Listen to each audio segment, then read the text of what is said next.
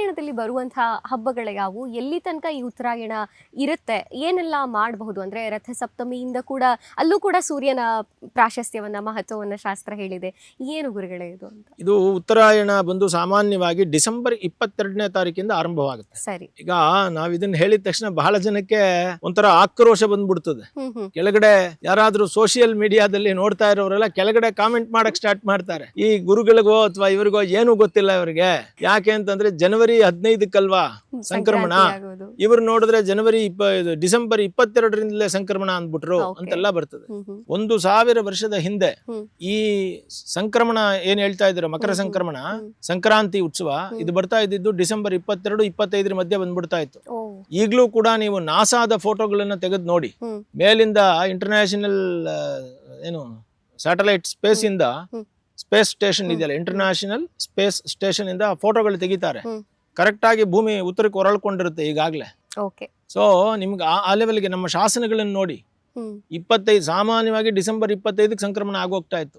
ಅದಕ್ಕೆ ಈ ಸಲ ವೈಕುಂಠ ಏಕಾದಶಿ ನೋಡಿ ಯಾವಾಗ ಬಂದಿದೆ, ಮುಗಿದೋಯ್ತು ಆಗ್ಲೇ. ವೈಕುಂಠ ಏಕಾದಶಿ ಡಿಸೆಂಬರ್ 30ನೇ ತಾರೀಕು ಮುಗಿದೋಯ್ತು.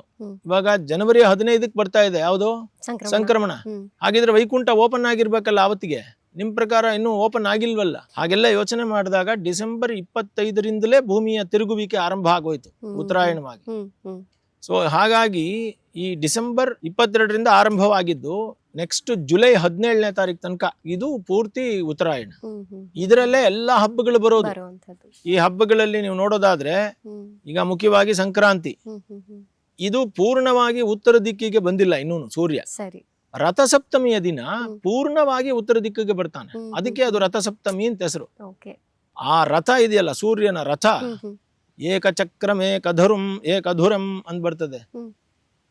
ಏಕೋ ಅಶ್ವೋ ವಹತಿ ಸಪ್ತನಾಮ, ಒಂದೇ ಅಶ್ವ ಇರೋದು ಕುದುರೆ, ಅದು 7 ಹೆಸರುಗಳಿಂದ ಬರ್ತದೆ ಅಂತ. ಒಂದೇ ಕಲರ್ 7 ಬಣ್ಣಗಳಾಗ್ತವೆ. ಅದನ್ನೇ ನಮ್ಮ ವೇದಗಳಲ್ಲಿ ಎಷ್ಟು ಚೆನ್ನಾಗಿ ಹೇಳಿದ್ದಾರೆ. ಒಂದೇ ಚಕ್ರ ಅಂದ್ರೆ ಒಂದೇ ಪಥ ಸೂರ್ಯಂದು, ಅದೇ ಪಥದಲ್ಲಿ ಒಂದೇ ಬಣ್ಣ 7 ಬಣ್ಣವಾಗಿ ಬರ್ತದೆ. ಅವನು ಆ ಸೂರ್ಯ ಕರೆಕ್ಟ್ ಆಗಿ ಉತ್ತರ ಪಥಕ್ಕೆ ಬರೋದು ರಥಸಪ್ತಮಿಯ ದಿನ. ಅದಕ್ಕೆ ಆ ರಥಸಪ್ತಮಿ ಅಂತ ಇಟ್ಟಿದ್ದಾರೆ. ಆ ರಥ ಪೂರ್ತಿ ಉತ್ತರ ಭಾಗಕ್ಕೆ ತಿರುಗುತ್ತೆ ಅಂತ. ಸೊ ರಥಸಪ್ತಮಿ ಅದಾದ ನಂತರ ಶಿವರಾತ್ರಿ, ಅದಾದ ನಂತರ ಮತ್ತೆ ಯುಗಾದಿ ಹಬ್ಬಗಳು, ಅದಾದ್ಮೇಲೆ ರಾಮನವಮಿ ಇತ್ಯಾದಿ ಎಲ್ಲ ಹಬ್ಬಗಳು, ಎಲ್ಲ ಜಾತ್ರೆಗಳು. ನೀವು ಯಾವುದೇ ದೇವಸ್ಥಾನದ ಜಾತ್ರೆ ತಗೊಳ್ಳಿ, ಎಲ್ಲ ಸಾಮಾನ್ಯವಾಗಿ ಉತ್ತರಾಯಣದಲ್ಲಿ ನಡೆಯುತ್ತೆ.